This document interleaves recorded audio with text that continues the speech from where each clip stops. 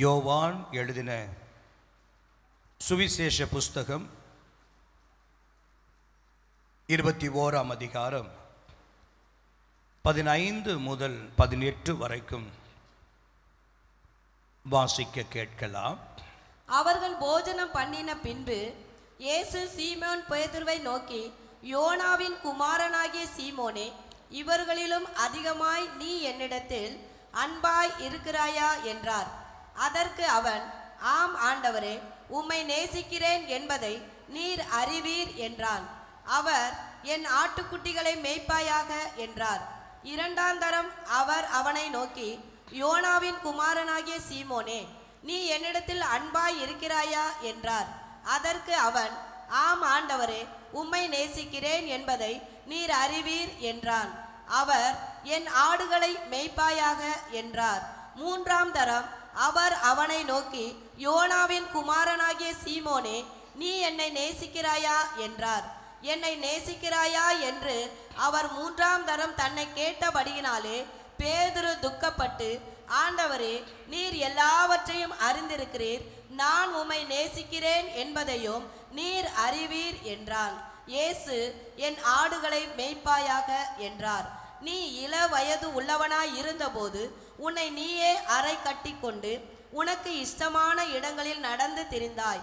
நீ முதிர் வயது உள்ளவன் ஆகும்போது உன் கைகளை நீட்டுவாய், வேறொருவன் உன் அறையை கட்டி உனக்கு இஷ்டமில்லாத இடத்துக்கு உன்னை கொண்டு போவான் என்று மெய்யாகவே மெய்யாகவே உனக்கு சொல்லுகிறேன் என்றார். தலையில் வணங்கி நாம் ஜெபிப்போம்.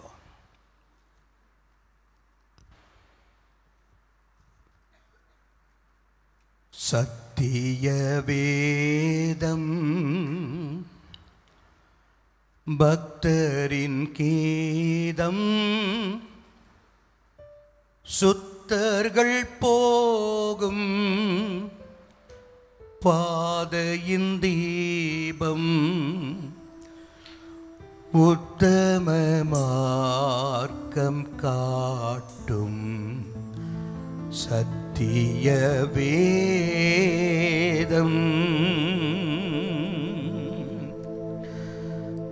எத்தனை துன்பம் துயரம் வந்தும் பக்தனை தேற்றிடும் ஔஷதம் சத்திய வேதம். கிருபை உள்ள பிதாவே, உடைய வேத மகத்துவங்களை எத்தனை முறை வாசித்தாலும், எத்தனை விதங்களில் வாசித்தாலும், எங்கள் ஆண்டவர் உடைய வார்த்தைகளை, அழியாத உடைய வார்த்தைகளை எங்களுக்கு தந்து தந்து தந்து எங்களுடைய ஓட்டம் வழி விலகி அல்ல, பாதியில் நின்று விடுகிறதாய் அல்ல, தொடர்ந்து ஓடும்படி எங்களுடைய வார்த்தைகளினாலே எங்களை நடத்துகிறதற்காக நாங்கள் உமக்கு நன்றி செலுத்துகிறோம். இப்பொழுதும் இங்கு கூடியிருக்கிற எங்கள் எல்லாருக்கும் ஒரு வார்த்தை, எங்கள் ஒவ்வொருவருக்குரிய ஒரு வார்த்தையை பரத்திலிருந்து மன்னாவா அனுப்புங்க. எங்கள் இருதய பலகையில் எழுதப்படட்டும், இயேசுவின் நாமத்தில் பிதாவே. கர்த்தருடைய பரிசுத்தமுள்ள நாமம் மகிமைப்படட்டும். ஆண்டவராகிய இயேசு கிறிஸ்து உயிரோடு கூட மரித்து அடக்கம் செய்யப்பட்டு 3ஆம் நாள் உயிரோடு கூட இயேசு எழுந்த பின்பு தம்முடைய சீஷர்கள் எல்லாரும் இருக்கிறாங்க. ஆனால் குறிப்பிட்ட ஒரே ஒரு மனிதனை மாத்திரம் ஆண்டவர் பார்த்து ஒரு கேள்வியை கேட்கிறார்.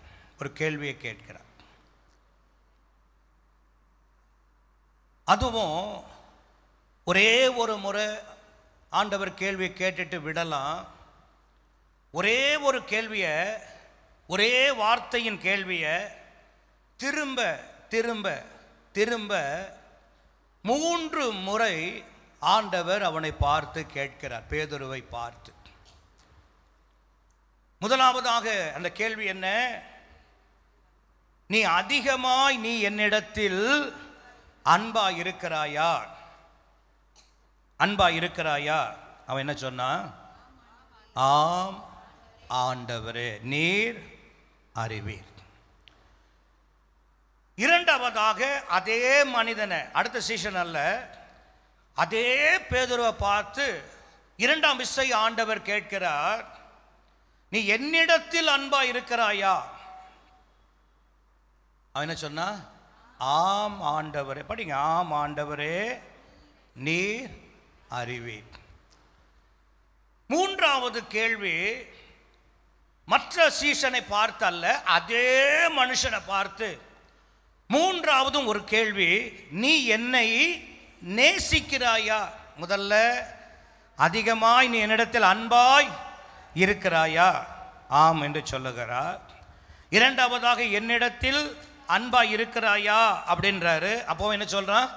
பதில் கொடுக்கிறான், ஆம் ஆண்டவரே, நீர் அறிந்திருக்கிறேன்றா.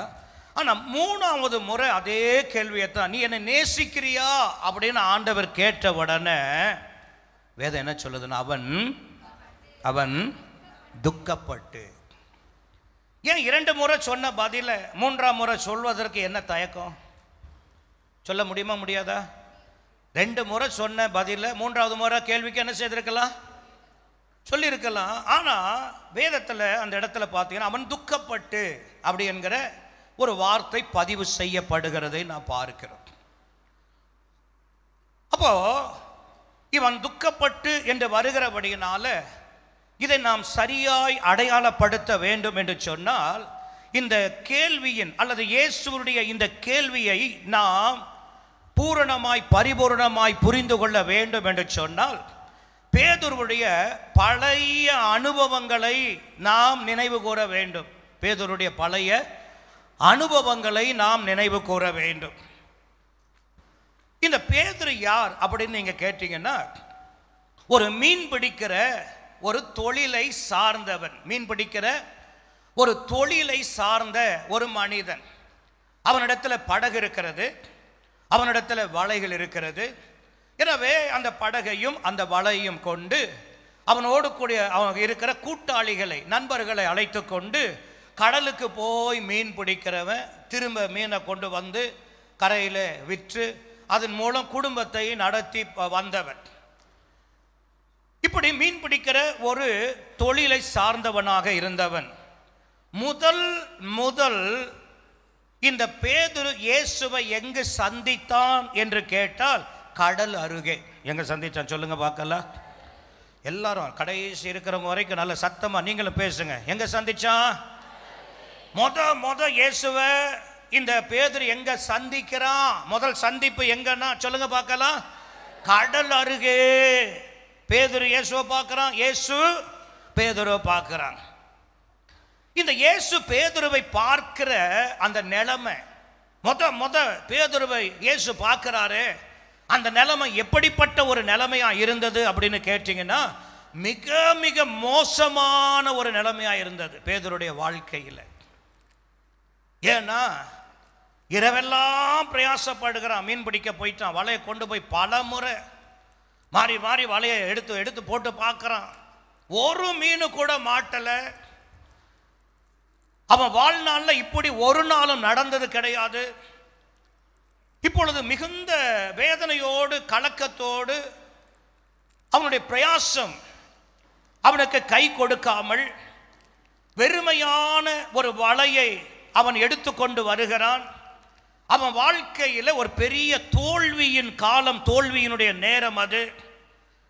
இப்படி ஆகினதை நினைத்து மனதுக்குள்ள பலவிதமான நினைவுகள் அவனை வாதித்து கொண்டிருக்கிறது. இன்றைய நாள் தொழில் பிரயாசம் எல்லாம் வீணாய் போய்விட்டது. இன்றைக்கு ஏதோ கொஞ்சம் பணம் கிடைத்ததுன்னா வீட்டுக்கு கொஞ்சம் கொடுத்துட்டு ஏதோ கொஞ்சம் கடனை அடைக்கலாம் நினைச்சேனே, இப்போ எதுவுமே என்னுடைய கரத்தில் இல்லையே என்று சொல்லி பல எண்ணங்களோடு நினைவுகளோடு கூட இருக்கிறார். இப்போதான் பேதுருடைய வாழ்க்கையில் ஒரு முன்னேற்றம் வருது. எதனால அந்த முன்னேற்றம் வருது அப்படின்னா, அந்த நிலைமையில் இருந்து அவனை பார்த்து ஆண்டவர் சொல்றாரு, நீ ஆழத்தில் போய் வலைய போடு, வேற படகை கொண்டு போ, வேற வலையை கொண்டு போ, வேற திசைக்கு போ அப்படின்னு சொல்ல. எந்த படகை வைத்துட்டு இல்லைன்னு சொன்னானோ, எந்த வலையை வைத்துட்டு இல்லைன்னு வந்தானோ, அதே படகு, அதே வலை, அதே ஆட்களை கூட்டுட்டு அதே கடலுக்குள்ள போய் வலையை போடு அப்படின்னு சொன்னாரு. இயேசுனுடைய வார்த்தை அவன் வாழ்க்கையில கிடைத்த உடனே, இயேசுனுடைய வார்த்தை அவன் பெற்றுக்கொண்ட உடனே அவன் கீழ்ப்படிந்தவனாக தன்னுடைய வாழ்க்கையில முதலடி எடுத்து வைக்கிறான், போய் வலைய போடுகிறான். அவனுடைய வாழ்க்கையில இந்த நாள் மறக்க முடியாத ஒரு நாள். அவனுடைய வாழ்நாளிலேயே இப்படிப்பட்ட ஒரு அதிசயத்தை, அற்புதத்தை, ஒரு ஆச்சரியத்தை, ஒரு பிரமிப்பை அவன் வாழ்க்கையில இதுவரைக்கும் பார்த்ததே கிடையாது. வலைகள் கிழிந்து போக தக்க அளவிலே மற்ற படகுக்காரர்கள் வந்து உதவி செய்கிற அளவுக்கு அந்த வலை முழுமையும் மீன்களால் என்ன செய்தது? நிறைந்திருந்தது. பேதுருடைய வாழ்க்கையில இது ஒரு முன்னேற்றமான, வெறுமையாய் நின்ற அவனுடைய நிலைமை இப்போ முன்னேற்றத்தில் வந்துடுச்சு அவனுடைய வார்த்தையினால. இப்போ ஆண்டவர் ஏராளமான மீனை கொண்டு வந்து கரையில் கொட்டிட்டான். அவன் மனக்கணக்கு போட்டு இருப்பான், இந்த விரால் மீனெல்லாம், இந்த சோறா மீனெல்லாம், இந்த சங்கரா மீனெல்லாம், இந்த தேங்காய் பாறை மீனெல்லாம், இந்த வவ்வால் மீனெல்லாம், இந்த நெத்திலி மீனெல்லாம், இந்த சீலா மீனெல்லாம் அப்படியே குமிஞ்சு கிடக்குது. பார்க்குறான், இதெல்லாம் இந்த ரேட்டுக்கு என்ன செய்யும், போகும், இன்றைக்கு இவ்வளோ வருமானம் அப்படின்னு மனக்கணக்கு உள்ள மீனை பார்த்த உடனே கணக்கு உள்ள ஓடுது. இப்படி எல்லாம் யோசித்து கொண்டு இருக்கிற நேரத்தில் ஆண்டவர் சொல்றாரு, நீ மீன் பிடிக்கிறவன் இல்லப்பா, நீ மீன் பிடிக்கிறவன் இல்லை, நீ யார் தெரியுமா? மனுஷனை பிடிக்கிறவன். என் பின்ன வாப்பா, உன் மேல ஒரு பெரிய சித்தத்தை தேவன் வச்சிருக்கிறாரு, ஒரு பெரிய திட்டத்தை ஆண்டவர் உன் மேல வச்சிருக்கிறார். இதுவரைக்கும் அதை தெரியாம உன் வாழ்நாள் எல்லாம் நீ இப்படியே ஓடிட்ட. எனவே நீ மீன் பிடிக்கிறவன் இல்லை, நீ மனுஷனை பிடிக்கிறவன், என் பின்னே வா என்று சொன்ன உடனே வலையை விட்டுட்டான், படகை விட்டுட்டான். அவன் கேட்டிருக்கணும், என்ன கேட்டிருக்கணும்? ஆண்டவரே, இவ்வளோ மீனை பிடிச்சிட்டேன்னு கொஞ்சம் விற்றுட்டு கொஞ்சம் பணத்தை கட்டிக்கிட்டு உங்கள் கூட என்ன செய்கிறேன்? எல்லாத்தையும் விட்டுட்டான். இன்னும் சொன்னால் குடும்பத்தை கூட என்ன செய்துட்டான்? விட்டுட்டான். விட்டுட்டு இப்போ யாருக்கு பின்னாடி போயிட்டான்? சத்தமா, இன்னும் சத்தமா பிள்ளைங்களாம் சொல்லுங்க பார்க்கலாம், யாருக்கு பின்னாடி போயிட்டான்? இயேசுவுக்கு பின்னாடி போயிட்டான். பக்கத்தில் கேளுங்க, ஆமா இதெல்லாம் ஏன் செய்தான்? இதெல்லாம் ஏன் செய்தான்? சொல்லுங்க பார்க்கலாம். படகை ஆண்டவர் ஊழியம் செய்ய கேட்ட உடனே கொடுத்தான். அப்புறம் மீன் பிடிக்க வார்த்தையை அனுப்பின கீழ்ப்படிந்தான். மீன்களை நிறைய பார்த்த உடனே என் பின்னாடி வான உடனே வந்துட்டான். படகை விட்டுட்டான், வலையை விட்டுட்டான், சொந்த குடும்பத்தையும் விட்டுட்டான். இதெல்லாம் விட்டுட்டு இப்போ ஆண்டவருக்கு பின்னாடி வருகிறான். யோசித்து பாருங்க, இதெல்லாம் ஏன் செய்தான்? சொல்லுங்க, ஏன் செய்தான்? இயேசு மேல வச்ச அன்பு, இயேசு மேல வச்ச பிரதானமான அன்பு. இயேசுவை அவ்வளவு அவன் நேசித்தபடியினால, அவ்வளவு அன்பு ஆண்டவர் மேல வச்சிருந்தபடியினால எதை சொல்றாரோ வானா வந்துட்டான்.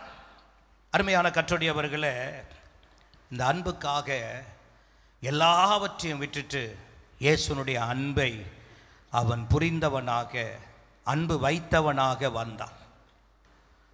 இந்த பேதுரு தான் ஒரு காலகட்டம் வரும் பொழுது இயேசுவை விட்டு பின்வாங்கி மறுதலித்து தூர போயிட்டான். இந்த சம்பவம் நமக்கு தெரியும். வேலைக்காரி வந்து கேட்குறா, நீயும் அந்த இயேசுவோடு இருந்தவன் தான்? எனக்கு தெரியாது. அடுத்த 2 பேர் வந்து கேட்குறாங்க, நீயும் அந்த மனுஷரோடு இருக்கிறத நான் பார்த்தேனே? ஐயோ, சத்தியமா தெரியாது. சபித்து சத்தியம் பண்ணி அந்த மனுஷனை நான் அறிய யாருன்னு தெரியாது அப்படின்னு மறுதளிச்சிட்டான். அருமையான கர்த்தருடையவர்களே, இப்படி 3 முறை ஆண்டவராகிய இயேசுவை அவன் என்ன செய்தான் சொல்லுங்க பார்க்கலாம்? மறுதலிச்சு தூரமாய் போனவன். அருமையான கர்த்தருடையவர்களே, இதன் பின்பு இயேசு பல பாடுகள் பட்டு பாவியான மனிதருடைய கரங்களில் ஒப்பு கொடுக்கப்பட்டு அவர்கள் அவரை சிலுவையில் அடித்து கொன்று 3ஆம் நாள் உயிரோடு எழுந்து இப்பொழுது இந்த பேதுருவிடத்தில் வந்து இப்போ மீண்டும் அவனை பார்த்து கேட்குறாரு, நீ இவர்கள் எல்லாரை விட அதிகமாக என்னிடத்தில் அன்பா இருக்கிறாயா? ஒரே கேள்வியை ஒரே வாட்டி கேட்டு போயிருக்கலாமே. ஏன் 3 முறை ஒரே கேள்வியை ஆண்டவர் கேட்டார் அப்படின்னா சொல்லுங்க பார்க்கலாம்? 3 முறை என்ன செய்தவன்? சத்தமா சொல்லுங்க. மறுதலிச்சவன். 3 முறை மறுதலிச்சான். 3 முறை ஆண்டவரை தெரியாதுன்னு சொன்னார். ஒரு காலத்தில் அவ்வளோ அன்பு, அவ்வளோ நேசம், அவ்வளோ பாசம் இருந்தவன் ஏதோ இடையில வந்த ஒரு சூழ்நிலை, இடையில வந்த ஏதோ ஒரு காரியம் அவனை தேவனுடைய அன்பை விட்டு தூரமாய் அவனை கொண்டு போய் விட்டது. இப்ப ஆண்டவர் 3 முறை மறுதலித்தவன் இடத்துல 3 முறை ஒரே கேள்வியை கேட்கிறார், அதிகமாய் நேசிக்கிறியா? நீ என்னை நேசிக்கிறியா? நீ என்னிடத்தில் அன்பா இருக்கிறாயா அப்படின்னு ஆண்டவர் மாறி மாறி அவனை என்ன செய்கிறார்? கேட்கிறார். 2 முறை அவன் சுதாரிச்சுட்டு சொல்லிட்டான், ஆம் நான் உண்மை என்ன செய்கிறேன்? நேசிக்கிறேன், அதை நீர் அறிவீர் அப்படின்னு சொல்லிட்டான். ஆனால் 3ஆவது முறை ஆண்டவர் கேட்ட உடனே அந்த கேள்வி அவனை எங்கேயோ கொண்டு போய் விட்டது. சொல்ல, அந்த கேள்வி அவனை எங்கேயோ கொண்டு போய் விட்டது. அருமையான கர்த்தருடையவர்களே, முதல் கேள்வியில் அவன் சரியாய் சொல்லுகிறான், நீர் அறிவீர் என்று சொல்லுகிறான், ஆம் என்று சொல்லுகிறான். 2ஆவதும் ஆம் என்று சொல்லுகிறான். ஆனால் 3ஆவது முறை வேதம் சொல்லுது துக்கப்பட்டானா. ஏன் துக்கப்படணும்? ஏன் துக்கப்படணும்? 2 முறை கேட்ட கேள்வி தானே 3ஆவது முறை கேட்டாரு. அப்போ 2 முறை சொன்ன பதில 3ஆவது முறை என்ன செய்திருக்கலாம்? சொல்லி இருக்கலாமே. ஏன் துக்கப்பட வேண்டும்? அருமையான கர்த்தருடையவர்களே, அவன் சொன்னா, நீர் எல்லாவற்றையும் நீர் என்ன செய்கிறீர்? அறிந்திருக்கிறீர் ஆண்டவரே. ஒரு ஆமென் சொல்லுங்க பார்க்கலாம். அல்லேலூயா. நான் சொல்லுவேன், இந்த தமிழில் மொழி பெயர்த்தது வெறுமன நீ என்னை நேசிக்கிறாயா, நீ என்னிடத்தில் அன்பா இருக்கிறாயா, நீ அதிகமாக என்னிடத்தில் நீ அன்பா இருக்கிறாயா என்று சொல்லி இப்படியாக மொழி பெயர்க்கப்பட்டு இருக்கிறது. ஆனால் ஹீப்ரு கிரேக்கத்தில் நீங்கள் பார்த்தீங்கன்னா கேள்வி ஒன்று போல இருந்தாலும் அதனுடைய பதில், அதனுடைய விளக்கம் 2ஆக அமைக்கப்பட்டு இருக்கிறது. ஒரு ஆமென் சொல்லுங்க பார்க்கலாம். அல்லேலூயா, அல்லேலூயா. முதல் 2 முறை கேட்ட அந்த கேள்வியானது கிரேக்கத்தில் எப்படி இருக்கிறது என்று சொன்னா, கிரேக்க மொழியில் எப்படி இருக்கு என்று சொன்னா ஆகாபே. சொல்லுங்க பார்க்கலாம். ஆகாபே என்கிற அந்த சொல் பயன். ஏன்னா நமக்கு பைபிள் எல்லாம் எதிலிருந்து வந்ததுன்னா மூல பாஷையிலிருந்து தான் மொழி பெயர்க்கப்பட்டது. அப்போ அந்த மூல பாஷை அப்படின்னு சொல்வது அதுதான் தாய் பத்திரம் போல. அது கிரேக்க ஹீப்ரூவில் வெளிப்படுத்தப்பட்ட வார்த்தைகள், இயேசு பேசின வார்த்தைகள். அந்த வார்த்தைகளில் இருந்து மொழிபெயர்க்கப்பட்டது. சில இடங்களிலே மொழிபெயர்ப்பு சரியாய் பொருந்தாத அளவிற்கு அது மொழிபெயர்க்கப்பட்டிருக்கிறது. இங்கு இயேசு கேட்ட கேள்வி நம்முடைய தமிழ் விளக்கத்தில் ஒன்று போல இருந்தாலும், ஆனால் அந்த மூல மொழிபெயர்ப்பில் அவர் கேட்கிற அந்த வார்த்தை 2 விதமான அன்பை வெளிப்படுத்துகிறதாய் காணப்படுகிறது. 2 விதமான அன்பை சுட்டி காட்டுகிறதாய் காணப்படுகிறது. அந்த கிரேக்க மொழியில் இந்த கேள்வி எப்படி வருகிறதுனா ஆகாபே என்று சொல்லப்படுகிறது. அருமையான கர்த்தருடையவர்களே, 2 முறை ஆகாபே என்று சொல்லப்படுகிற அந்த மொழிபெயர்ப்பில் அல்லது அந்த அர்த்தத்தில் அவனை பார்த்து ஆண்டவர் கேட்கிறார். 3ஆவது முறை பிளியோ அப்படின்னு சொல்லப்படுகிறது. பிளியோ என்று சொல்லப்படுகிற அந்த அர்த்தத்தில் இப்பொழுது இயேசு கிறிஸ்து 3ஆவது கேள்வியை ஆண்டவர் கேட்கிறார். இப்போ உங்களுக்கு ஒன்றுமே புரியாது. சொல்லுங்க பார்க்கலாம், அது என்னங்க பிள்ளையோ, அது என்ன அகாபே புதுசாக இருக்கு அப்படின்னு நீங்கள் நல்ல காதை திறந்து கேளுங்க, புரியும்படி நான் உங்களோடு பேசுகிறேன். இந்த அகாபே என்று சொல்லப்படுகிற இந்த வார்த்தையானது அது எப்படிப்பட்ட அன்பை வெளிப்படுத்துகிறது என்றால், தியாகமான அன்பு அடையாளப்படுத்துகிறது. அகாபே என்று சொல்லப்படுகிறது தியாகமான அன்பை வெளிப்படுத்துகிற சொல்லாய் காணப்படுகிறது. ஆனால் மூன்றாவது இயேசு கேட்டாரே, அது பிளியோ என்று சொல்லப்படுகிற அந்த அர்த்தத்தில், அதாவது அதனுடைய விளக்கம் என்னன்னா, நட்புக்கான அன்பு அல்லது நட்புணர்வுக்கான அன்பு. தியாகமான அன்பையும் நட்பு உணர்வுக்கான அன்பையும், இந்த ரெண்டு அன்பைய பேதுருவை பார்த்து ஆண்டவர் கேட்கிறார். தியாகமான அன்பாக நீ என்னை நேசிக்கிறியா, அல்லது ஏதோ ஒரு நட்புக்கான ஒரு அன்பாக அல்லது நட்புக்கான ஒரு உறவுக்காக நீ என்னை நேசிக்கிறாயா அப்படின்னு ஆண்டவர் கேட்டார். முதல் ரெண்டு வார்த்தையில் ஒரே பதிலை சொன்னவன், மூன்றாவது அந்த அன்பினுடைய தன்மை மாறுகிறபடினால அவனால் ஏற்று பதில் சொல்ல முடியாதவனாக சொல்லிட்டான், எல்லாவற்றையும் நீர் என்ன செய்கிறீர், அறிந்திருக்கிறீர் ஆண்டவரே என்று சொல்லி. ஒரு ஆமென் சொல்லுங்க பார்க்கலாம். இன்னும் கூட எனக்கு புரியல, நீங்க சொல்றது இன்னும் எனக்கு விளங்கலை அப்படின்னு சொன்னீங்கன்னா, இன்னும் விளங்கும்படி உங்களுக்கு ஒரு ரெண்டு சம்பவத்தை நான் உங்களுக்கு சொல்லுகிறேன். இந்த தியாகமான அன்பு என்பது என்ன, நட்பு உணர்வுள்ள அன்பு என்ன, இந்த ரெண்டுக்கும் என்ன வித்தியாசம் அப்படின்னு நீங்க கேட்டீங்கன்னா, தியாகமான அன்பு என்று சொல்வது என்ன அப்படின்னா, ஒரு நாள் ஆண்டவர் ஆபிரகாமிடத்தில் வந்து 25 வருஷம் குழந்தை இல்லாதபடி இருந்த அந்த மனுஷனுக்கு வாக்கு கொடுத்து 25 வருஷம் அந்த ஒரு வாக்கு தத்தத்திற்காக அவன் தவமாய் இருந்து அவன் காத்திருந்து அவன் ஜெபித்து இப்பொழுது ஒரு குழந்தையை 25 வருஷத்திற்கு பின்பாக அவன் பெற்றிருக்கிறான். அந்த பிள்ளை வளர்ந்து கொஞ்சம் நடந்து திரிந்து கொண்டு இருக்கிற வேளையில் அந்த பிள்ளைக்கு வாக்குத்தத்தமாய் கொடுத்த அந்த பிள்ளையை கொடுத்த ஆண்டவர் ஆபிரகாம் இடத்துல வந்து நிற்கிறார். அதுக்கு முன்னாடி ஆபிரகாம் யாரு, தேவனுடைய ஸ்நேகிதன். சொல்லுங்க, தேவனுடைய ஸ்நேகிதன் அப்படின்ற ஒரு பெயர். ஏன்னா அவ்வளோ ஆண்டவர் மேல அவ்வளோ அன்பு அவனுக்கு. ஏன்னா உன் வீட்டை விடு, தேசத்தை விடு, தகப்பனை மறந்து போ அப்படின்ன உடனே என்ன செஞ்சான், எங்கே போகணும், எதுக்கு போகணும், எப்படி போகணும், எவ்வளோ நாள் போகணும், எந்த கேள்வியுமே என்ன செய்யலை, தர்க்கமே பண்ணலை, போ அப்படின்னு போயிட்டான். அப்போ ஆண்டவர் மேல அவ்வளோ அன்பு. இப்போ ஆண்டவர் 25 வருஷத்துக்கு அப்புறம் குழந்தைய கொடுத்துட்டு அந்த பிள்ளை வளர்ந்து வந்த உடனே கேட்கிறாரு, நீ நேசிக்கிற உன்னுடைய நேச மகனை நீ எனக்கு மோரியா தேசத்து மலைகள் ஒன்றிலே எனக்கு என்ன செய்யணும், நீ தகன பலியாய் ஒப்புக்கொடு. இரவில் பேசிட்டு போயிட்டாரு.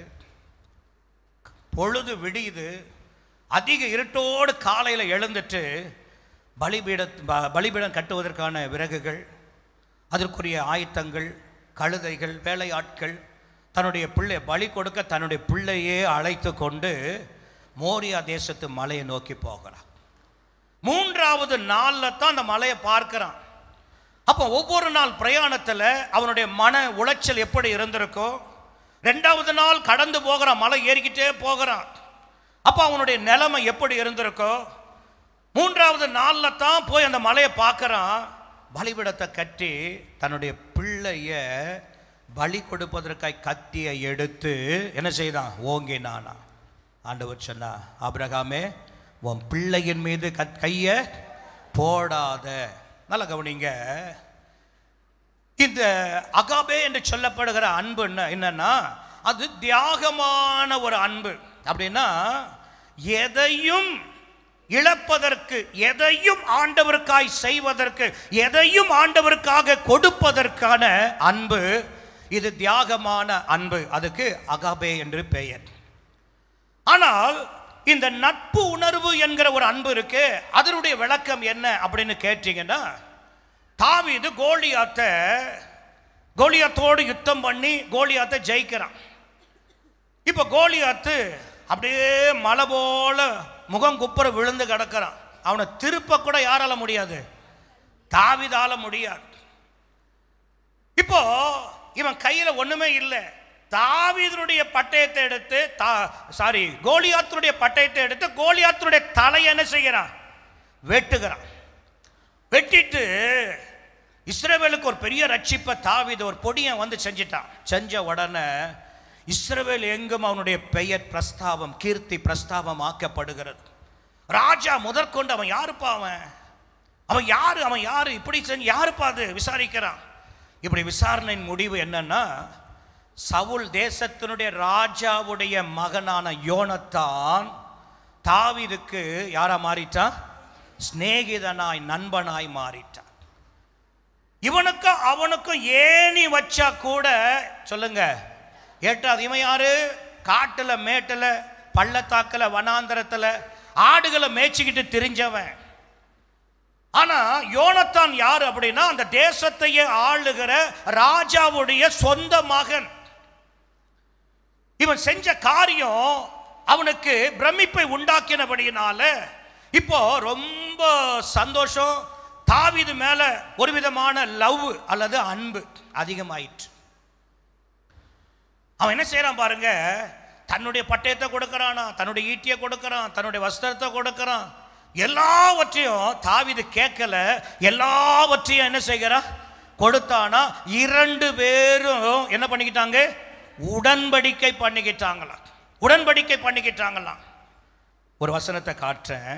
1 சாமுவேல் 23ஆம் அதிகாரம் 18ஆம் வசனத்தை நீங்க வாசிப்பீர்கள். ஆனால் 23:18 வாசிங்க. அவர்கள் இருவரும் கர்த்தருக்கு முன்பாக உடன்படிக்கை பண்ணின பின்பு 2 பேரும், ராஜா மகனும் ஆடு மேய்க்கிற தாவீதும் 2 பேரும் உடன்படிக்கை பண்ணின பின்பு தாவீது காட்டில் இருந்து விட்டான். தாவீது வழக்கம் போல காட்டிலேயே இருந்துட்டான். யோனத்தானோ தன் வீட்டுக்கு போனான். அவன் எங்க போனான்? உங்களை தான் கேட்கிறான். அவன் எங்க போனா? தாவீது எங்க போனா? காரணம் சவுல தேடிக்கிட்டே இருக்கிறான். அதனால அவன் காட்டிலே தான் இருக்கிறான். இவன் எங்க போறான் சொல்லுங்க பார்க்கலாம். நான் சொல்லுவேன், இவன் எங்க போயிருக்கணும்? உடன்படிக்கை பண்ணி இவ்வளோ நேசிக்கிறானே, தாவீதை இவ்வளோ அன்பு கூர்ந்தானே, இவன் என்ன செஞ்சிருக்கணும் சொல்லுங்க? என்ன செஞ்சிருக்கணும் சொல்லுங்க பார்க்கலாம். என்ன வந்தாலும் தாவீதை நான் உன் கூட தான்பா இருப்பேன் அப்படின்னு சொல்லி இவன் எங்க போயிருக்கணும்? தாவீது போகிற இடமெல்லாம் நேசித்தவன் பின்னாடியே போயிருக்கணும். ஆனா இவன் பாருங்க, உடன்படிக்கை பண்ணிட்டான். இவனுக்கு இருந்த அந்த அன்புனால கேட்காமல எல்லாத்தையும் வாரி இறைச்சிட்டான். ஆனா முடிவு என்னன்னு பார்த்தீங்கன்னா, இவன் காட்டுக்கு போகிறான், ஆனா யோனத்தான் அரண்மனை வீட்டுக்கு போகிறான். அப்போ 2 விதமான அன்பை நாம் பார்க்கிறோம். ஒன்று, ஆபிரகாமுடைய அன்பு என்ன அப்படின்னு பார்த்தீங்கன்னா, எதையும் இழக்கிற கொடுக்கிற ஒரு அன்பு. ஆனா இந்த யோனத்தானும் தாவீதுடைய வாழ்க்கையில் இருக்கிற இந்த அன்பு எப்படிப்பட்டது அப்படின்னா, ஒரு நட்பு ரீதியான ஒரு நட்பு உணர்வு உள்ள ஒரு அன்பு. எல்லா நேரத்திலும் கஷ்டப்படுகிற நேரத்தில் நான் வந்து உதவி செய்ய மாட்டேன். கஷ்டப்படும் போது உன் கூட நான் இருக்க மாட்டேன். பணியில் உன்னை போல பணியில் நான் நனைய முடியாது. நான் யாரு? ராஜகுமாரன். உன்னை போல வெயிலில் அலைய முடியாது.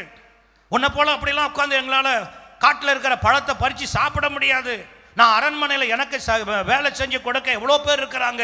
அதனால உடன்படிக்கை பண்ணிக்கலாம், நீயும் நானும் அன்புடையவர்களா இருக்கலாம். ஆனா நீ உன் எல்லைக்குள்ள இருந்துக்கோ, நான் என்னுடைய எல்லைக்குள்ள வந்து விடுகிறேன். அப்போ இது பிளியோ என்று சொல்லப்படுகிற ஒரு அன்பு. 2 பேர் சேருகிற நேரம், 2 பேர் ஒன்றாய் கூடி பேசுகிற நேரம் உண்டாகிற ஒரு நட்பு உறவில உண்டாகிற அன்பு பிளியோ என்று சொல்லப்படுகிறது. ஆனா அகாபே என்று சொல்லப்படுகிற அன்பு அது முற்றிலும் வித்தியாசமான ஒன்று. அந்த அன்பை சில காரியங்களாக சொல்லுகிறேன். தியாக அன்பு சொல்லுங்க பார்க்கலாம். அகாபே அன்பு எப்படிப்பட்ட அன்பு? எதிர்பார்ப்பு இல்லாமல், மற்றவரிடம் எந்த எதிர்பார்ப்பும் இல்லாமல் செலுத்தப்படுகிற அன்பு. நான் கேட்குறேன், ஒருத்தங்கிட்ட பணம் இருக்குன்னு தெரிஞ்சிச்சுன்னா, ஒருத்தன் நல்ல வசதியாக இருக்கிறான்னு தெரிஞ்சிச்சுன்னா, 4 பேர் கேட்காமலேயே அவனை நேசிக்க என்ன செய்வாங்க? வருவாங்க. ஆனா ஒன்றுமே இல்லை அப்படின்னு இருக்கிற நேரத்தில் ஒருத்தர் வந்து நேசிக்கிறாரு, ஒருத்தர் அன்பு செலுத்துகிறாரு அப்படின்னா அவருக்கு தெரியும், இவன் கிட்ட திருப்பி ஒன்று கூட என்ன செய்ய முடியாது, நம்மளை ஏற்க அவனுக்கு கொடுக்க ஒன்றுமே இல்லை. நான் சொல்லுவேன், எதிர்பார்ப்பே இல்லாமல், மற்றவரிடம் எந்த எதிர்பார்ப்பும் இல்லாமல் அன்பு செலுத்துவது தான் தியாகமான அன்பு என்று சொல்லப்படுகிறது. அது மாத்திரமல்ல, தன்னலம் இல்லாத அன்பு. அதாவது தன்னுடைய வாழ்வில் இன்பம், சந்தோஷம், மகிழ்ச்சி போன்றவற்றில் தான் இருக்க விரும்பாமல் மற்றவர்களுக்காய், பிறனுக்காக, பிறனுடைய நலனுக்காகவே செயல்படுகிற அல்லது செயல்பட வைக்கிற ஒரு அன்பு தான் அகாபே. அருமையான கர்த்தருடையவர்களே, முதலாவது தியாகமான அன்பு. எந்த எதிர்பார்ப்புமே எதிர்பார்க்காம நேசிக்கிற அன்பு. இரண்டாவதாக தன்னலமற்ற ஒரு அன்பு. தனக்காக, தன்னுடைய சந்தோஷத்திற்காக அல்ல, பிறர் சந்தோஷமா இருப்பதற்காக வெளிப்படுகிற அன்பு. மூன்றாவதாக பொறுமையும் சகிப்புத்தன்மையும் கொண்ட அன்புதான் அகாபே. அருமையான கர்த்தருடையவர்களே, அந்த தியாக அன்பு என்பதற்கு அர்த்தம் பொறுமையும் சகிப்புத்தன்மையும் கொண்டது.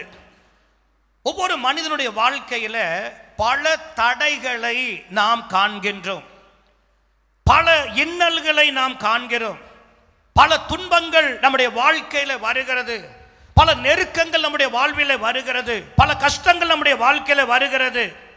நான் சொல்லுவேன், எதிரிகளால வருகிறது, சொல்லுங்க, விரோதிகளால வருகிறது, அடுத்து துரோகிகளால வருகிறது. நல்ல கவனிங்க, பலவிதமான பிரச்சனைகள் எதிரிகளால் வருகிறது, விரோதிகளால் வருகிறது, சொல்லுங்க பார்க்கலாம், துரோகிகளால் வருகிறது. இப்படி யாரால எப்படிப்பட்ட பாதிப்பு வந்தாலும் அவைகளை சகித்து கொண்டு அன்பா இருக்கிறது தான் தியாகமான அன்பினுடைய சரியான ஆழம். ஒரு ஆமென் சொல்லுங்க பார்க்கலாம். அல்லேலூயா. தியாக அன்பினுடைய அடையாளம் என்ன அப்படின்னு கேட்டீங்கன்னா, பிறருடைய துயரத்தை, பிறருடைய துக்கத்தை உணர்ந்து அவர்களுக்கு உதவி செய்யணும் அப்படிங்கிற மனம் கொண்டதாகும். தியாக அன்பு என்பது ஒரு காரியத்தை செஞ்ச எனக்கு என்ன கிடைக்கும், இதனால எனக்கு என்ன ஆதாயம், அப்படி அல்ல. பிறர் கஷ்டப்படுகிறாங்க, துன்பப்படுகிறாங்க, வேதனையில் இருக்கிறாங்க என்று சொல்லும் பொழுது அவர்களுக்கு உதவுவதற்கு முயற்சி, அவர்களுக்கு உதவுகிறதுக்கு வருகிற அந்த எண்ணம் வருது பாருங்க, அது ஒரு தியாக அன்பாக மதிப்பிடப்படுகிறது. இன்னும் அந்த தியாக அன்புக்கு இன்னொரு அடையாளம் என்னன்னா, உண்மை தன்மை உடையது. சொல்லுங்க, என்னது? உண்மை தன்மை உடையது. அது என்ன உண்மை தன்மை என்று சொன்னா, ஒருவரை நாம் நேசிக்கிறோம், ஒருவரிடத்தில் அன்பா இருக்கிறோம் அப்படின்னு சொல்லும் போது அது வார்த்தைகளினால் மாத்திரம் சொல்லப்படுகிறது அல்ல, அவர்களுடைய உள்ளான மனசாட்சி அவர்களுக்கு சாட்சி இடுகிறது. நம்ம ஒரு சிலரை, உங்களை ரொம்ப எனக்கு பிடிக்கும், உங்களை தான் நான் நினச்சிக்கிட்டு இருந்தேன், உங்களுக்காக நான் ஜெபம் பண்ணேன் அப்படின்னு நேரில் பார்க்கும்போது சொல்லலாம். ஆனால் மனசு என்ன சொல்லும் தெரியுமா, இவங்களை எப்போ நம்ம நினச்சோம், ஆனால் நல்லா நம்ம என்ன செய்கிறோம், பேசிட்டோம் அப்படின்னு. அப்போது வார்த்தை ஒன்றாக இருக்கும், ஆனால் மனது வேற ஒன்றாக இருக்கும். ஆனால் இந்த தியாக அன்பு என்பது என்னன்னா, உண்மை தன்மை உடையது. நீங்கள் எந்த அன்பை பேசுகிறீங்களோ உங்கள் மனசை அப்படியே சொல்லும், நீ நினச்சதை உண்மையா என்ன செய்கிற, பேசுகிற அப்படின்னு சொல்லி அந்த மனம் சாட்சி சொல்லுகிறதா இருக்கும். அருமையான கர்த்தருடையவர்களே, இப்படிப்பட்ட அன்பு இன்றைக்கு எல்லார் இடத்திலும் இல்லவே இல்லை. எல்லார் இடத்திலும் இந்த தியாகமான அன்பு எல்லார் இடத்திலும் இல்லவே இல்லை. நான் சொல்லுவேன், இந்த தியாகமான அன்பு யாரிடத்துல இருக்கும் அப்படின்னா, அருமையான கர்த்தருடையவர்களே, நான் தாழ்மையாய் சொல்லுகிறேன், உண்மையாய் ஒரு பிள்ளையை பெற்றெடுக்கிற ஒரு தாயினுடைய சுபாவம், தாயினுடைய அன்பு இருக்கு பாருங்க பிள்ளையின் மேலே, அது தியாகமான ஒரு அன்பு. ஒரு ஆமென் சொல்லுங்க பார்க்கலாம். அல்லேலூயா. யோசித்து பாருங்க, சின்ன குழந்தையா இருக்கும்போது அந்த பிள்ளைய தாய் என்ன செய்கிறார்? ரொம்ப நேசித்து ரொம்ப பாசம் வச்சு பிள்ளைய வளர்க்கிறார். குழந்தையில கஷ்டப்பட்டு வளர்க்குறாங்க. அன்பு.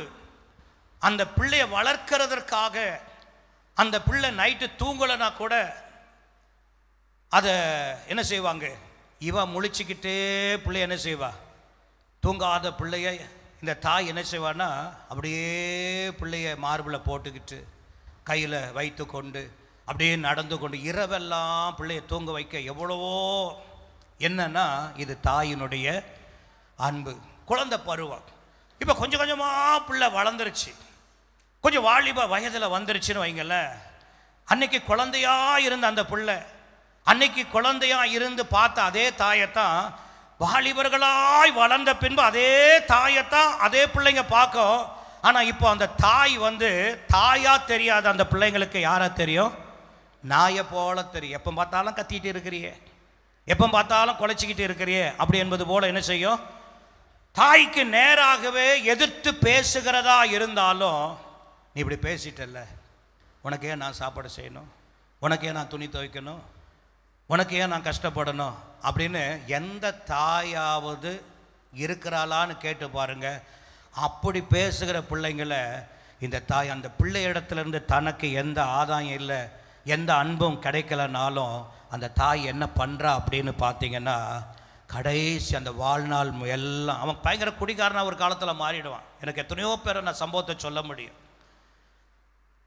ஒரே குடும்பத்தில் குடிகாரனா பயங்கரமாக இருந்தவங்க உண்டு, கொலைகாரனா மாறி ஜெயிலுக்கு போயிட்டு வந்தவங்க உண்டு. ஆனால் அந்த தாய் மற்ற பிள்ளைகளை விட அப்படிப்பட்ட பிள்ளைய என்ன செய்கிறாங்க?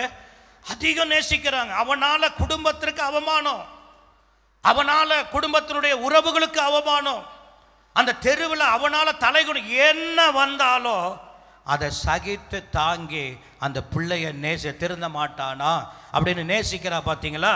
அதுதான் தியாகமான அது தாயின் இடத்துல உண்டு. ஒரு ஆமென் சொல்லுங்க பார்க்கலாம். ஒரு கெட்ட குமாரன் போயிட்டான், அப்பாவுடைய வார்த்தையை மதிக்கலை.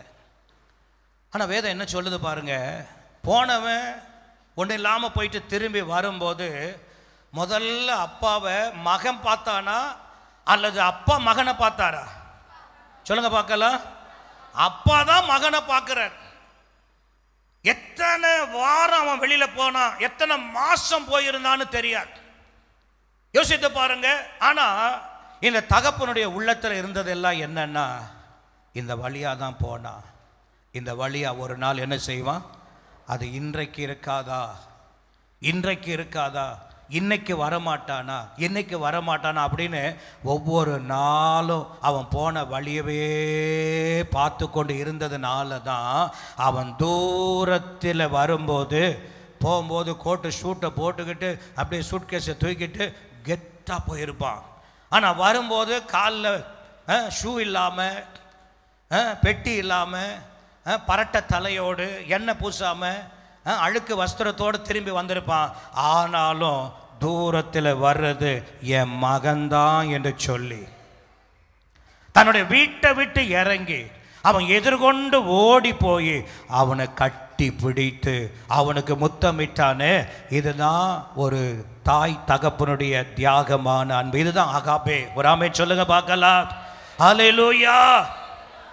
சில ஆண்டுகளுக்கு முன்பாக, ஒரு 20 வருஷங்களுக்கு முன்பாக ஒரு சம்பவம்.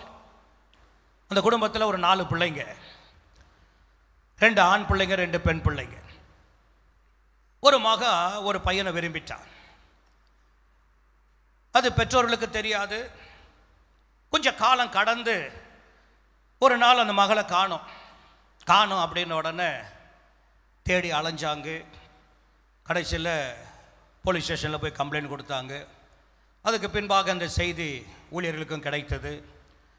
அதன் பின்பு அது குறித்து விசாரித்து இருக்கிற வேளையில் ஒரு குறிப்பிட்ட சில நாட்களுக்கு பிந்தி ஒரு இடத்துல இருக்கிறாங்க என்பது தெரிய வந்தது. இன்றைக்கு ஸ்டேஷனுக்கு கூட்டு வராங்க என்பது தெரிய வந்தது. உடனே அன்றைக்கு அந்த பெற்றோர்கள் எங்களையும் அழைத்திருந்தபடியினால ஸ்டேஷனுக்கு போயிருந்தோம். தாயின் தகப்பனும் இருக்கிறாங்க. அந்த மகள், குறிப்பிட்ட அந்த மகனை விரும்பினவள் வந்தாங்க. வந்த உடனே அந்த தாயினுடைய மனது தாங்கலை, கதறி ஸ்டேஷனில் கத்தி அழ ஆரம்பிச்சிட்டாங்க. அதன் பின்பாக ஸ்டேஷனில் என்ன சொல்கிறாங்க, எப்படியாவது நீங்கள் பேசி மனதை மாற்றி கூப்பிட்டு போங்க அப்படின்னு சொன்னால், அந்த பிள்ளை நான் எங்கள் வீட்டுக்கு போக மாட்டேன், நான் அந்த பையன் கூட தான் என்ன செய்வேன், போவேன் அப்படின்னு பயங்கர இது. அந்த பக்கத்தில் கொஞ்சம் 10-20 பேர் அவங்க சொந்தக்காரங்க, ஏன்னா போனால் அங்கே தகராறு ஆகிடுமோன்னு அவங்களும் ஆட்களோடு வந்திருக்கிறாங்க. இப்படிப்பட்ட ஒரு நிலைமை. நேரம் 10, 11, 11:30 மணி ஆகிப்போச்சு. லேட் நைட்டு விசாரணை நடக்குது. அப்பொழுது சரி, இது அதுக்கப்புறம் நீங்கள் பார்த்துக்கோங்க, பேசிக்கோங்க, இதுக்கு மேலே ஒன்றும் செய்ய முடியாதுன்னு இன்ஸ்பெக்டர்லாம் சொல்லிவிட்டு சரி என்று சொல்லி, பொண்ணு வயது இருக்கிறனால ஒன்றும் பண்ண முடியாது அப்படி இப்படின்னு சொல்லி இது அனுப்புகிறாங்க. அனுப்பும்போது சரி, அந்த பக்கம் ஒரு கலவரம், இந்த பக்கம் ஒரு கலவரம் வந்துடக்கூடாதுன்னு பேலன்ஸாக நின்று அப்படியே இருக்கிற வேளையில் அவங்க வந்தவங்கெல்லாம் தூரமாக போகிறாங்க. இங்கே இவங்களுடைய பெற்றோர் மனைவி வந்துட்டாங்க. ஆனால் அந்த தகப்பன் மாத்திரம் என்ன செய்கிறாருன்னா வராமல் அப்படியே நின்றுக்கிட்டே இருக்கிறார்.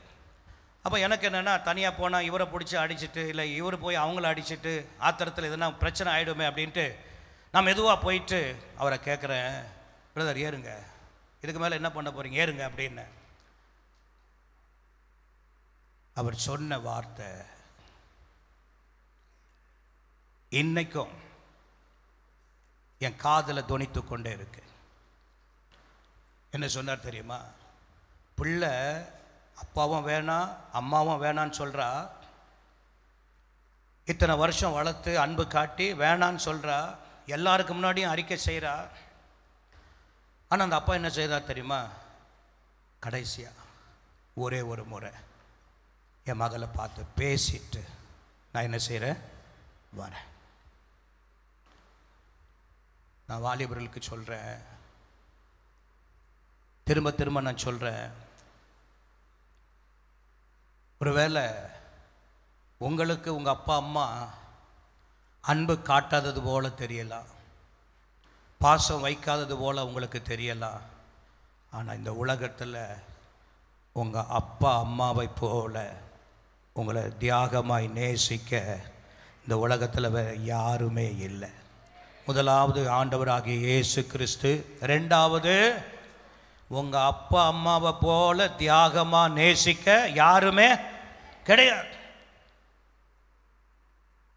இன்றைக்கு போலியான அன்பு, போலியான காரியங்களை நாம் என்ன செய்கிறோம், நினைத்து இதுதான் அப்படின்னு நினைக்கிறோம். தாழ்மையாக சொல்கிறேன், நீங்கள் வீட்டுக்கு போங்க, உங்களுக்கு கொடுத்த அப்பா அம்மாவை தைரியமாக சொல்லுங்கள், ஐ லவ் யூ அம்மான்னு சொல்லுங்கள், உங்களை நேசிக்கிற அப்பான்னு சொல்லுங்கள்.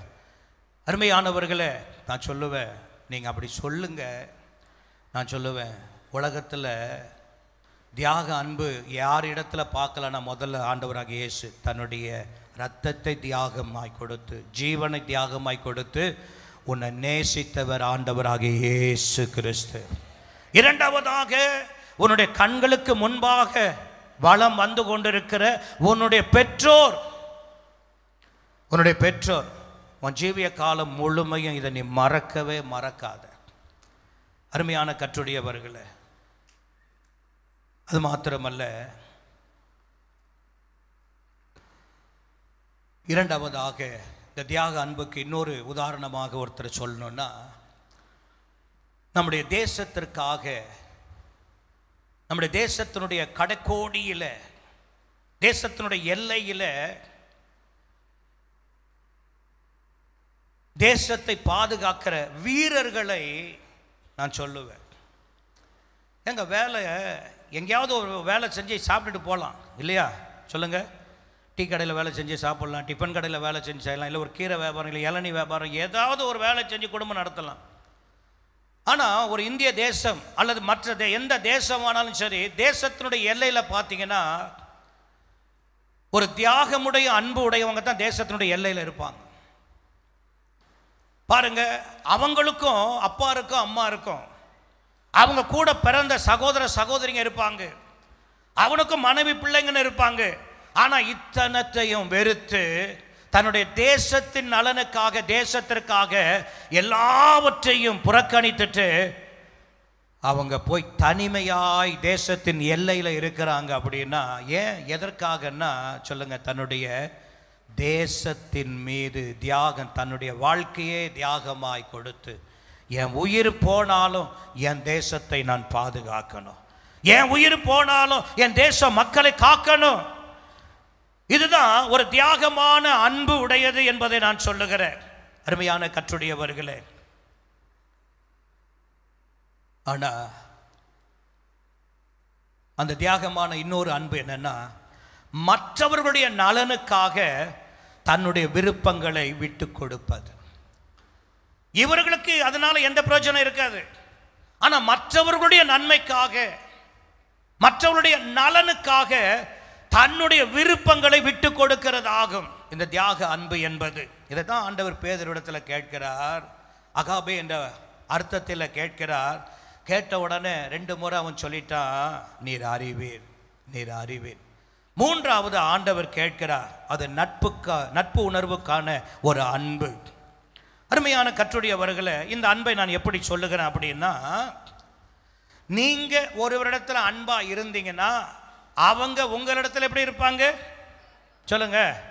நீங்க அன்பா இருந்தா அவங்கள எப்படி இருப்பாங்க? நீங்க வம்பா ஆயிட்டீங்கன்னா அவங்கள எப்படி ஆயிடுவாங்க?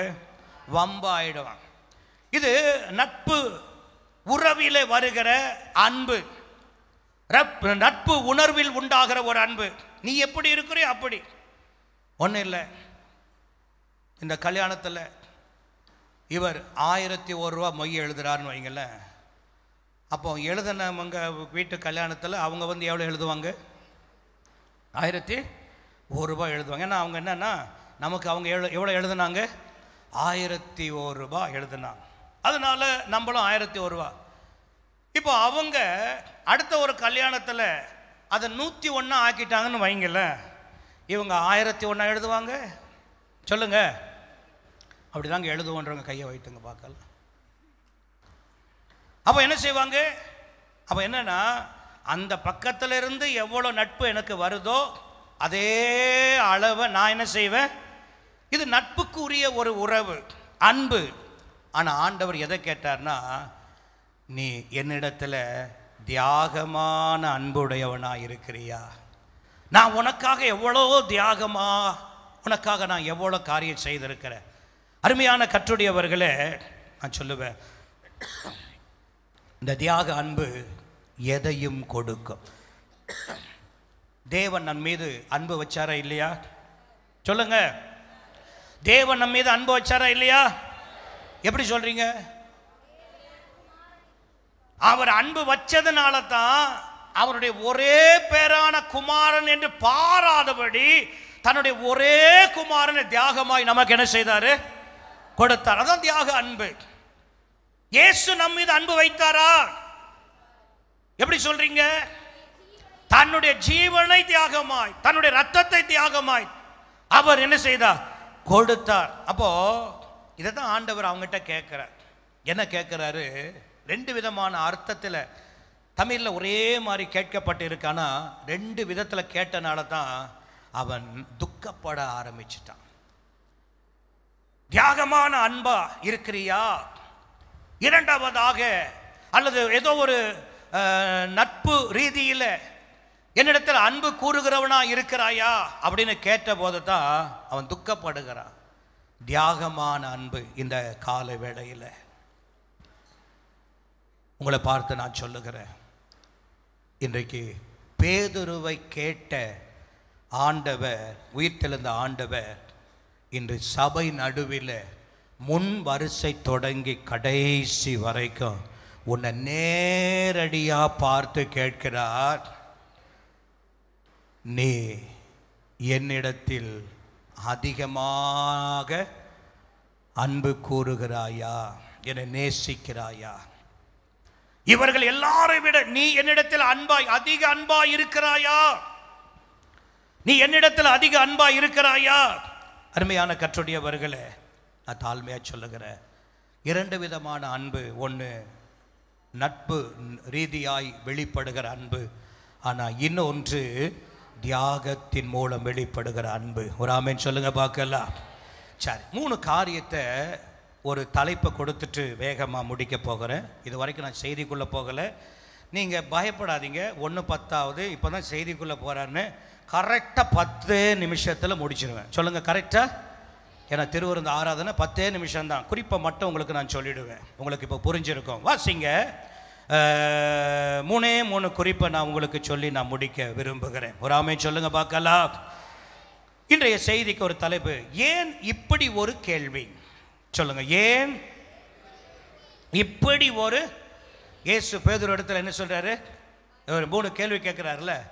ஏன் இப்படி ஒரு கேள்வி, அதுதான் இன்றைக்கு செய்திக்கு தலைப்பு. ஏன் இப்படி ஒரு கேள்வி கேட்டார் அப்படின்னா, அருமையானவர், இந்த கேள்வியில் தான் பதில் இருக்கு. முதல் கேள்விக்கு பதில் என்னன்னா, புதுப்பித்து பொறுப்பு அளிக்கும்படியாக முதலாவது கேள்வி. சொல்லுங்க பார்க்கலாம். அவனை நீ பேதுருவாகவே இருந்தீன்னா கொஞ்ச காலம் நீ என்ன செய்வ? மறுதளிக்காமல் இருப்ப. அடுத்து ஒரு காலம் வந்தால் நீ என்ன செய்வ? இன்னைக்கு நம்ம ஆட்கள் அப்படி தானே. சில நேரத்தில் சில பேர் வருவாங்க, வந்துட்டு ஐயா அவங்கள பார்க்கணும் ஐயா அப்படின்வாங்க. யாரை பார்க்கணுமா? ஐயாவை பார்க்கணுமா? இங்கே தான் சபைக்குள்ளே தான் ஐயா இருக்கிற அப்படின்வாங்க. அப்போ அதுலேயே எனக்கு தெரிஞ்சிடும், ஒரு நல்ல விசுவாசியாக இருந்தால் சபைக்குள்ளே வந்துட்டு பார்க்கணுன்னு என்ன செய்ய மாட்டாங்க, சொல்ல மாட்டாங்க. ஏன்னா அவங்களுக்கு நல்லா தெரியும் பாஸ்டர் இருப்பாரா இருக்க மாட்டாரா நல்லா தெரியும். அதனால் ஒன்று வீட்டில் இருக்கும்போதே ஃபோன் பண்ணி வந்தால் பார்க்க முடியுமா, சில காரியங்கள் பேசணும் அப்படின்னு ஏற்கனவே அவங்க ஃபோன் பண்ணிடுவாங்க. சிலது என்னென்னா வந்துட்டு உங்களை பார்க்கணும், சபைக்குள்ளே தான் இருக்கிறேன் அப்படின்வாங்க. அப்போது எனக்கு தெரிஞ்சிடும் இது யார் இல்லை, சொல்லுங்கள், விசுவாசி இல்லைன்றது எனக்கு அடையாளப்பட்டுரும். அப்போ நான் கேட்பேன், அம்மா நீங்கள் விசுவாசியா இல்லை புதுசாக வந்திருக்கிறீங்களா? உடனே அவங்க சொல்லுவாங்க, ஒரு 15 வருஷத்துக்கு முன்னாடி நான் என்ன செய்தேன், வந்தேன். 15 வருஷத்துக்கு முன்னாடி என்ன செஞ்சேன், வந்தேன். அப்போ என்ன அர்த்தம்? 15 வருஷம் என்ன இல்லை.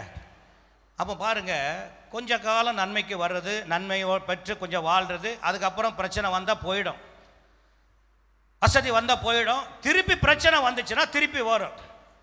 அப்போ சில நேரத்தில் நான் உள்ளே இருந்துக்கிட்டே சொல்லுவேன், இன்றைக்கி என்ன பார்க்க முடியாது, உன் பிரச்சனை நேரத்தில் மாத்திரம் வந்த உடனே ஊழியக்காரங்க வந்து நிற்கணும். நான் சொல்லுவேன், இன்றைக்கி பார்க்க முடியாது, செவ்வாய்க்கிழமை வெள்ளிக்கிழமை ஜபம் இருக்குது, ஜபத்துக்கு வாங்க, ஞாயிற்றுக்கிழமை வந்து என்ன செய்யுங்க பாருங்கள். அப்படி ஒரு சிலர் வந்திருக்கிறாங்க. நான் ஏன் சொல்கிறேன் அப்படின்னா, கொஞ்சம் யோசித்து பாருங்கள்.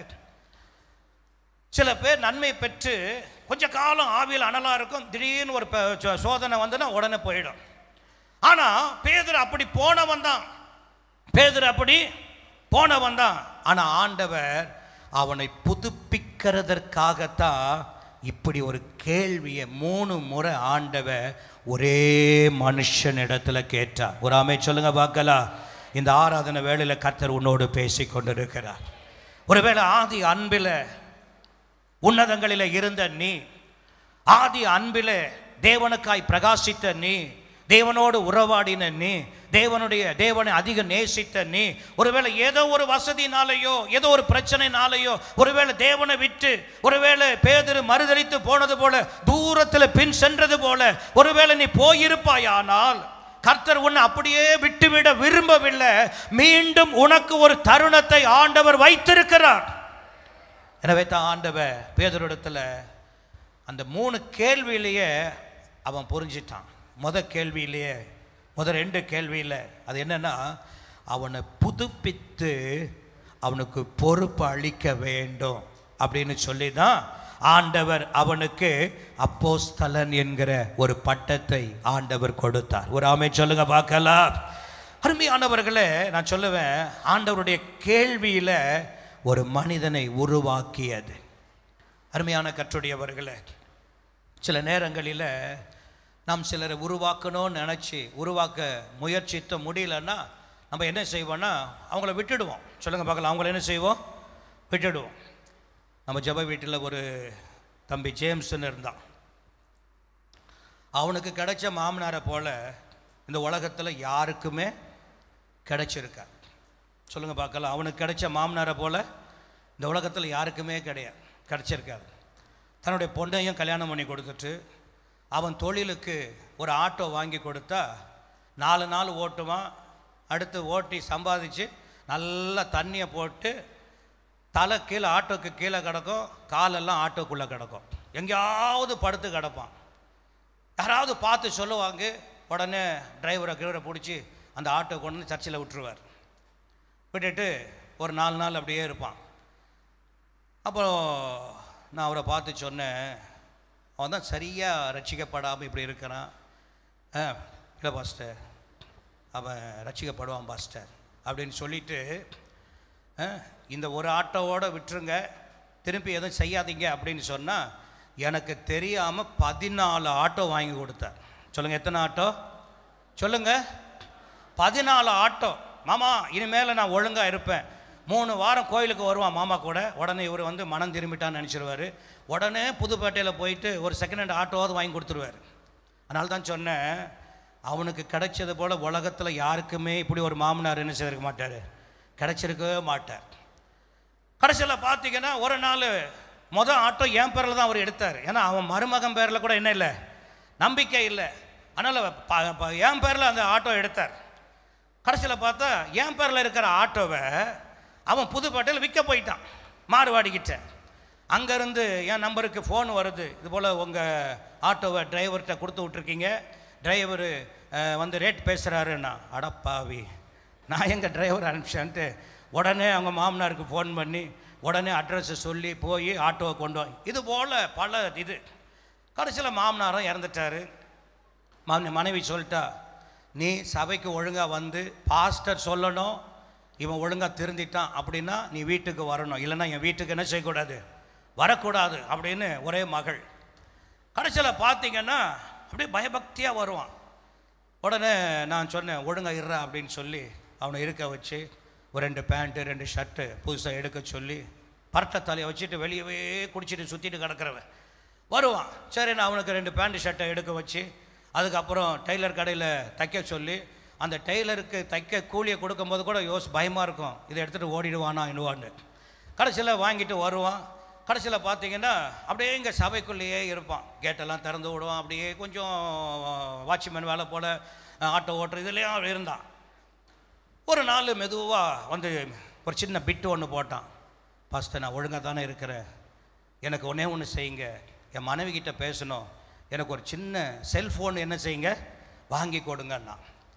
சரி, இவ்வளோ ஒழுங்காக இருக்கிறானே 3 மாதமா, மனைவிக்கிட்ட பேச ஆசைப்படுறானே அப்படின்ட்டு ஒரு 3800 நான் சொல்கிறது ஒரு 10 வருஷம் இருக்கு வைங்களேன், 3800 ஒரு செல்ஃபோன் ஒன்று வாங்கி கொடுத்தேன். உடனே அதை வாங்கிட்டான். இல்லை, நான் போகிற ஆட்டோவில் போனேன்னா அவனை தான் கூப்பிட்டு போவேன். இப்படியே இருந்துச்சு. ஒரு நாள் 2 நாள் மீட்டிங்காக சென்னையை விட்டு வெளியில் போகணும்.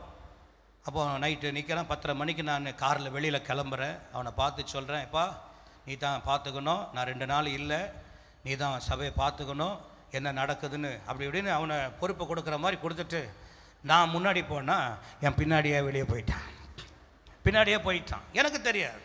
வந்தால் சொல்கிறாங்க, நீங்கள் போன உடனே அவனை என்ன செய்யிட்டான், போயிட்டான் அப்படின்னு. கடைசியில் பார்த்தா நான் வாங்கி கொடுத்த செல்லை எடுத்துன்னு போய் விற்று அந்த வாரம்லாம் குடிச்சிட்டு அடுத்து ஒரு 4-5 மாதம் பொறுத்து திருப்பி வரான் உள்ள.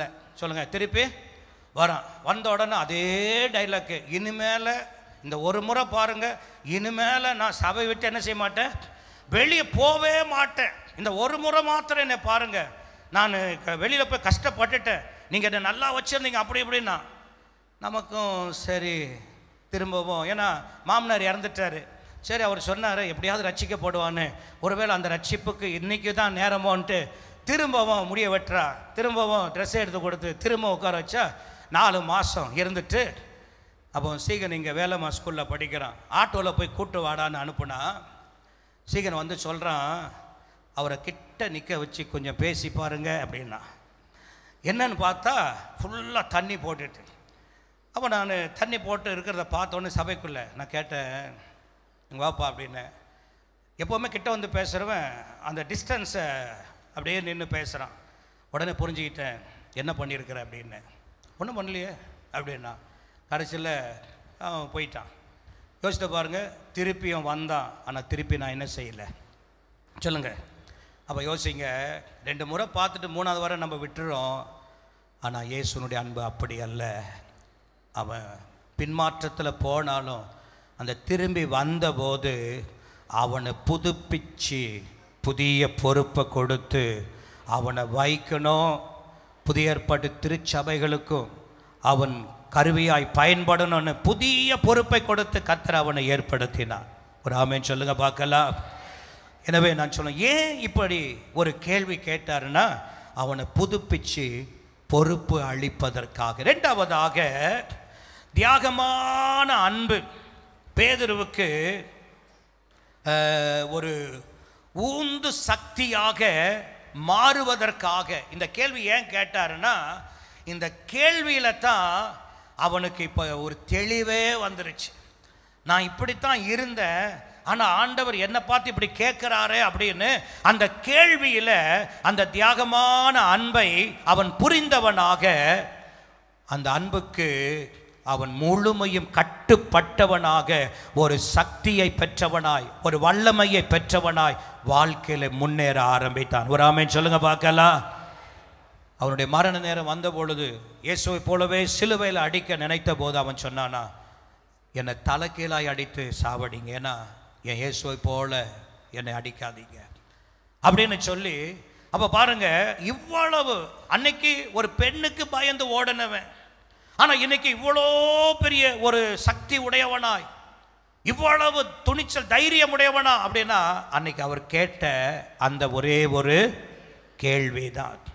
3வதாக, அந்த ஒரு கேள்விதான் அதுவரைக்கும் அவனுடைய மனதில் இருந்த எல்லாவற்றையும் வேறு அறுத்து அவனுடைய முழு மனதையும் மாற்றி அவனை உருவாக்கி ஆவிக்குரிய ஒரு தலைவனாக நிற்க பண்ணினது. ஒரு ஆமென் சொல்லுங்க பார்க்கலாம்.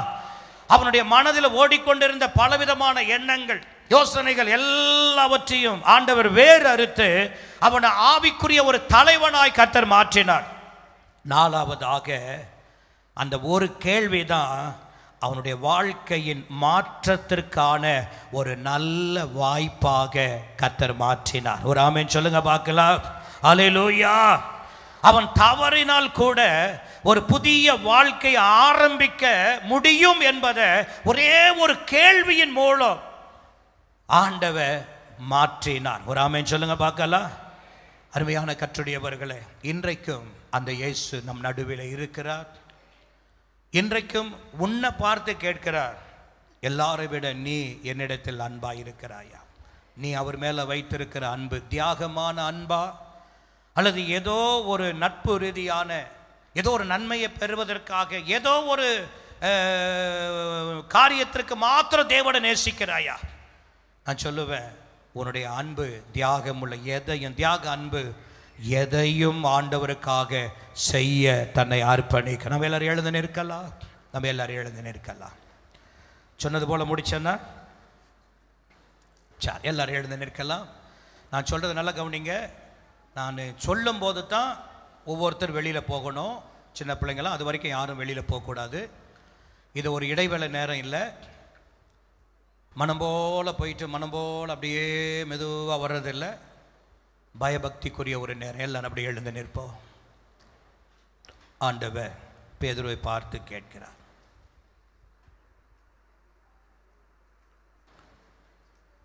அதிகமாய் நீ என்னிடத்தில் அன்பாய் இருக்கிறாயா? 2வது, நீ என்னிடத்தில் அன்பாய் இருக்கிறாயா? 3வது, என்னை நேசிக்கிறியா? முதல் 2 கேள்விக்கு பதில் அளித்தவன் 3வது ஒரு கேள்விக்கு ஏன் அவனால் பதில் சொல்ல முடியல, துக்கப்பட்டான். முதல்ல கேட்ட கேள்வியினுடைய அர்த்தம், நீ தியாகமான அன்பா எனக்காய் வாழுவாயா? 3வது கேட்ட கேள்வி, அல்லது ஒரு நட்புக்குரிய ஒரு உறவோடு கூட ஏதோ ஒரு நன்மைக்காக, ஒரு தேவைக்காக நீ நேசித்து நீ அன்பு கூறுகிறியா? அதனாலதான் அவன் துக்கப்பட்டான். இப்படி கேட்டுட்டாரு. அந்த ஒரு கேள்வி தாங்க அவன் வாழ்க்கையின் கடைசி வரைக்கும் அவனை நிறுத்தினது. மீண்டும் மீண்டும் மறுதலிச்சு ஓடல. ஒரு முறை தான் ஒரு கேள்வியில் ஆண்டவர் அவனை புதுப்பித்து பொறுப்பு கொடுத்தார்.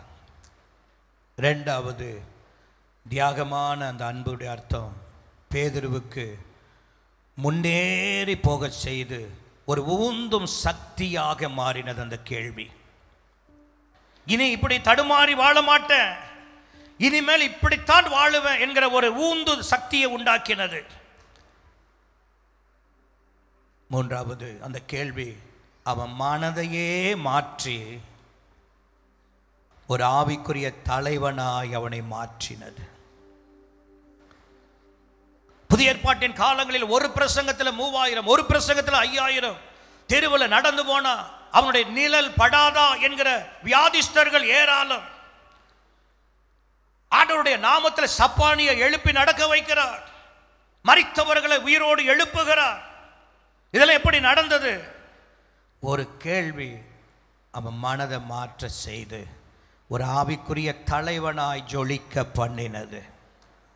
கடைசி ஒரே ஒரு கேள்வி மாற்றத்திற்கான ஒரு வாய்ப்பாய் மாறினது. இந்த கேள்வி கேட்ட உடனே அவன் துக்கப்பட்டான் என்றால் என்ன அர்த்தம்? அவன் சிந்திக்கிறான், நான் ஆண்டவரை விட்டு மறுதலிச்சதுனால தானே திரும்ப திரும்ப ஆண்டவர் என்னை பார்த்து இப்படி என்னை கேட்கிறார். அந்த கேள்வி அவனை சிந்திக்க பண்ணினது. இனிமேல் என் ஆண்டவருக்காக நான் வைராக்கியமாய் வாழுவேன் என்கிற ஒரு மாற்றத்தை அவன் வாழ்க்கையில் தந்தது. அருமையான கர்த்தருடையவர்களே, இன்றைக்கும் இந்த கேள்வி உன் வாழ்விலும் ஒரு பெரிய மாற்றத்தை உண்டாக்க போகிறது. 2 கரங்களை உயர்த்தி அப்படியே கர்த்தரை ஸ்தோத்தரிப்போமா? ஸ்தோத்திரம், ஸ்தோத்திரம், ஸ்தோத்திரம், ஸ்தோத்திரம், ஸ்தோத்திரம், ஸ்தோத்திரம்.